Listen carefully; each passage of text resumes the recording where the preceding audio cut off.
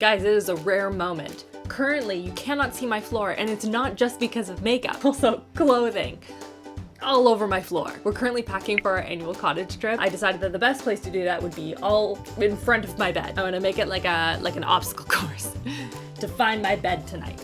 Hello everyone, I'm here today once again testing out some of the worst rated new makeup from Sephora. Have it right here in front of me. Because oftentimes I find myself super guilty for this as well. You see some of the new products that show up at Sephora and you see a lot of them have like really high ratings or really low ratings, and you're immediately judging these products before getting to know them. And why not? Because you're spending your money on it. But sometimes I find that these ratings are a little bit skewed, like somebody's having a bad day, or they use the wrong color, or they just accidentally give it a 1-star rating when they really meant a 5-star. So I want to try and redeem these products. We're going to test them out. We're going to see if they're actually worth the terrible rating that they currently have, and see if maybe there's a way to make them even better and make them a great product. Because I found some really good products from doing these types of videos, which is why I keep doing them. I feel like the Robin Hood for terribly rated products. That made no sense at all, but it's fine. I've done a ton of these types of videos where I've tested really high rated products, really low rated products, and kind of seen what's up with them, done a full day wear test. So I will link that full playlist for you guys at the end of the video so you can go check it out after.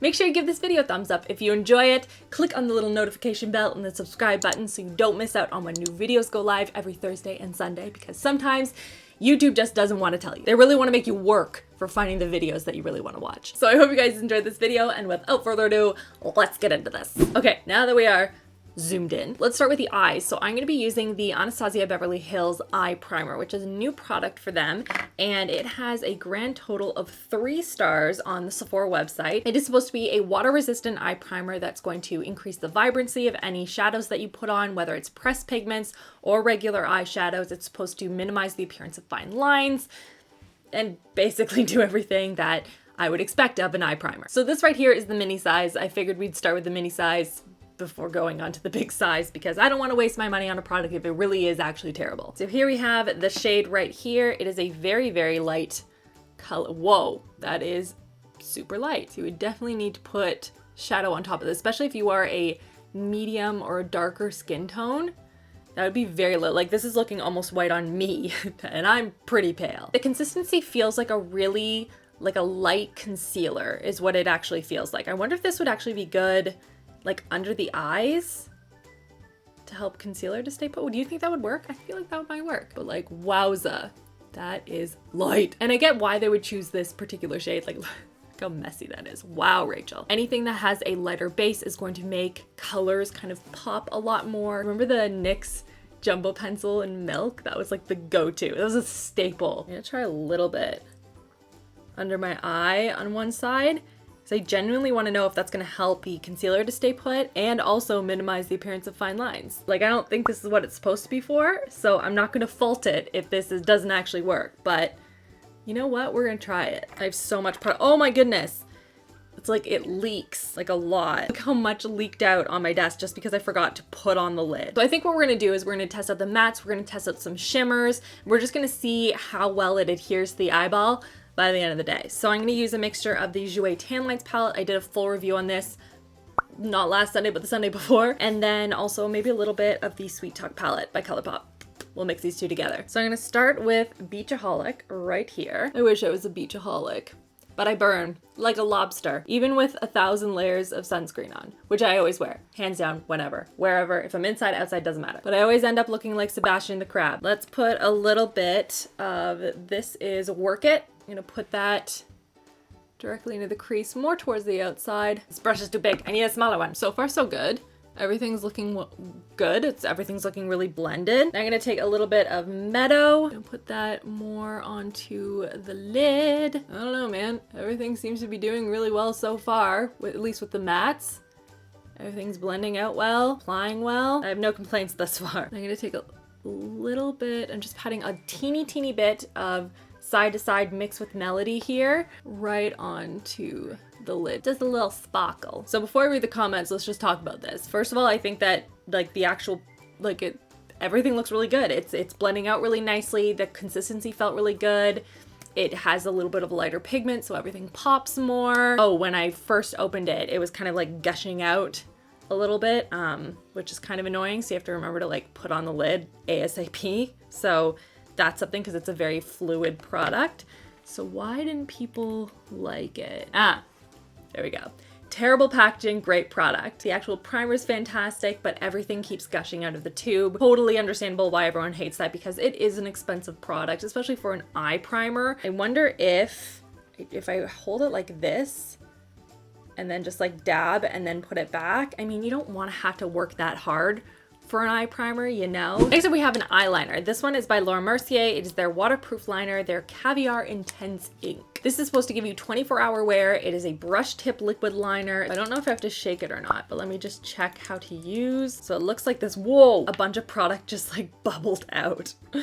Ugh. We seem to have a problem today with gushing product. It seems to have disappeared or like gone back in or something, so hopefully that's okay. So I am just going to do a little tracing to see how it wears on top of the shimmers and kind of like glittery products versus the mattes. Okay, so far in application, I'm not noticing anything like super crazy or anything really bad or terrible. Seems to be smoothing on well. Seems fairly black. I don't know, let's do the other side. Like I am barely touching my eye as well with this pen. It's super pigmented. You have to like dig into your eye to get it to show up, you know? I don't understand why people don't like this product. It seems like fairly standard to me, like a good liquid liner. Okay, so I'm seeing a lot of love this liner. It's been great. It stays put, very rich and inky black. It applies really well. Good brush tip. Oh, somebody got it with like with bent bristles. That's unfortunate. Somebody just said, save your money. This is the worst liquid liner ever, with no telling me why. Another couple of people are saying that the lid was super terrible and like didn't adhere to the product well. Mine seems to be fine. It seems like there are a couple of people who really like it as of more recently, and then a bunch of people that had faulty packaging with the product. I think this is a good liner.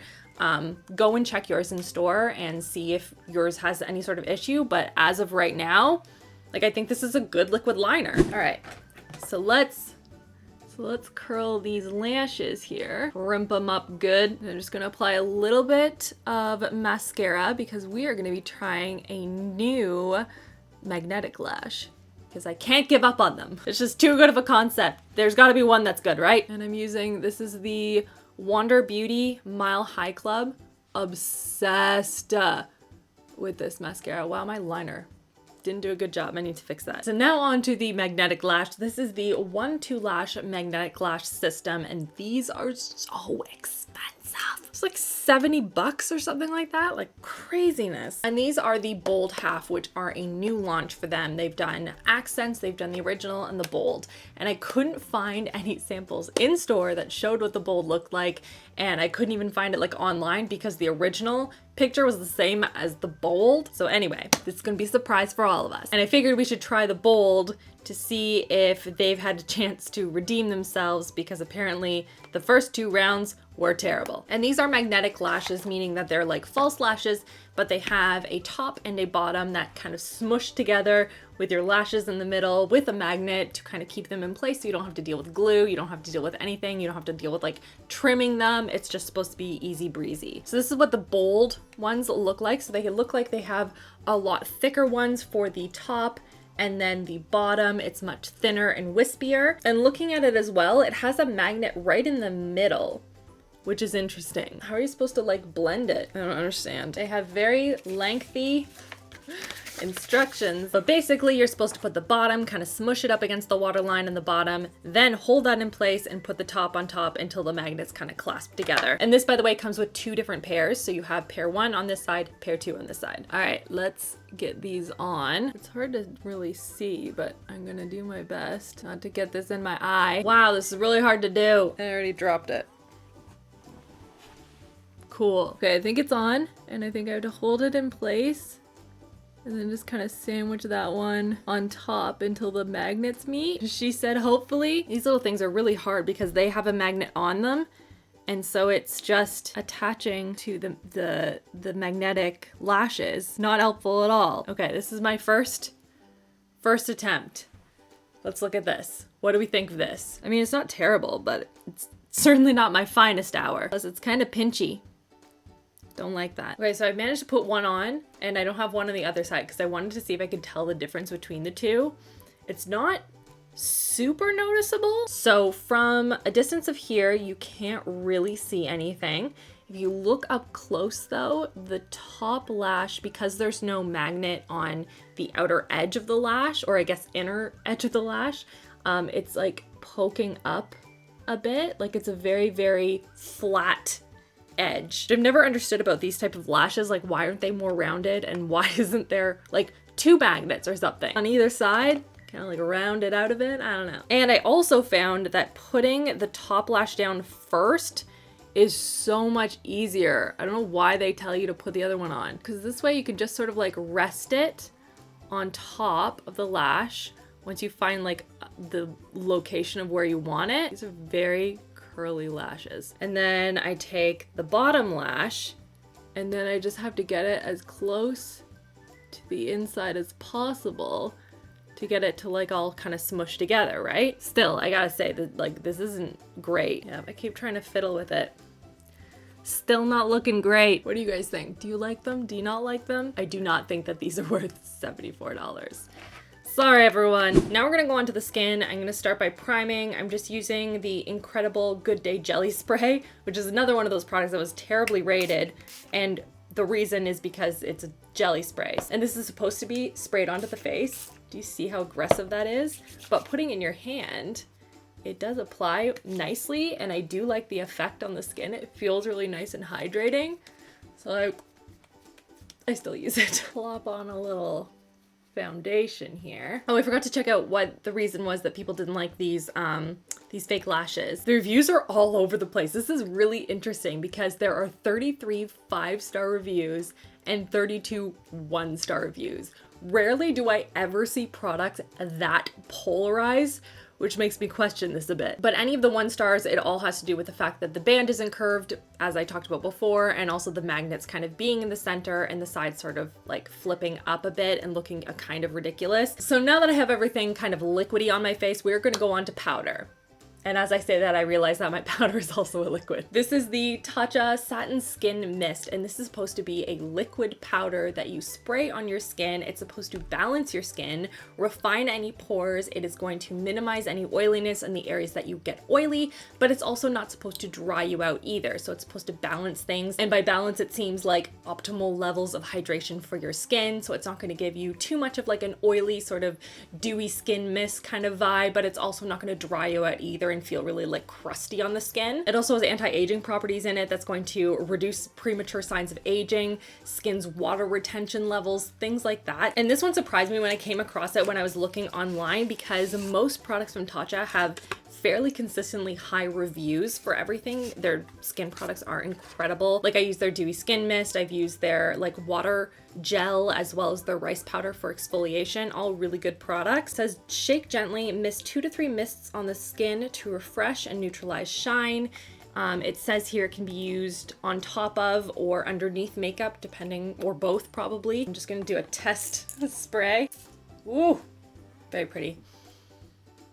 Doesn't smell like anything. And I really hope this works, because this would be great, especially during the summer where I don't want to set my skin with like a ton of powders and make it look really cakey and gross, and just being able to like just kind of spray it all over. Do you like my sound effect, by the way? Sounded like a sprinkler. But just kind of spraying it on the skin, getting everything set, everything balanced out, and then going on with my day would be perfect. So let's do this. Shake it up again. Fan it in place. So far so good. It has no scent to it really whatsoever. I don't really smell anything. I feel like I want to spray one more just like under the eye area, just to be sure. There we go. Okay. Now we are set. Hopefully. Looks good so far.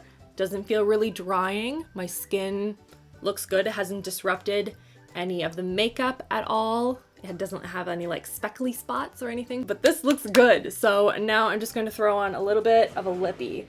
What lippy do I want? Ooh, let's balance this out with a highly rated one. This is the Hourglass. I don't know what these are. These are their new lip glosses. This is in Unreal. Oh, and it matches my eye color perfectly.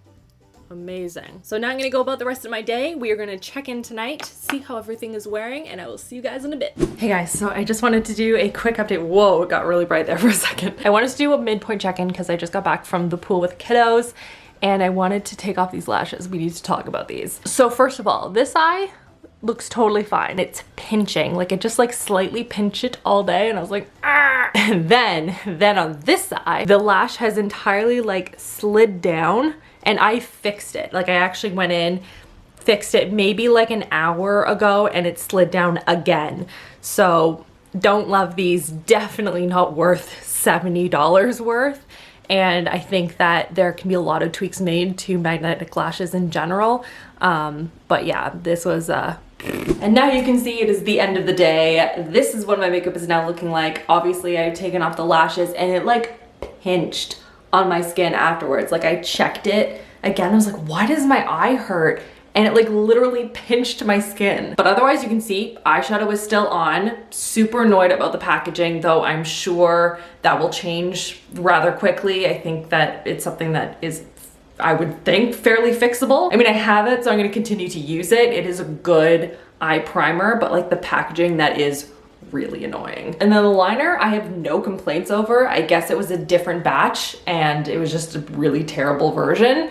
Because this one I really liked and had a lot of success with. And then in terms of the spray powder, I thought it was pretty good. Like, considering I'm not one that likes anything to be over drying, I don't have super oily skin or anything like that, though I don't have dry skin either. I felt like my skin was really comfortable all day. It didn't feel over the top, like sucking all the moisture out of my skin, you know? But it seems like from the comments that a lot of people were saying that if you have dry skin, stay away from this. It just felt too dehydrating. But I would say if you have combination skin, oily skin, even like I have dehydrated skin, and my skin doesn't feel super tight or anything like that. And also maybe not overspraying this product. I myself am also super guilty for this with like a setting spray. You just like go all out and you just spray and like drench your face. I don't think you're supposed to do that with this particular product because it's a liquid powder.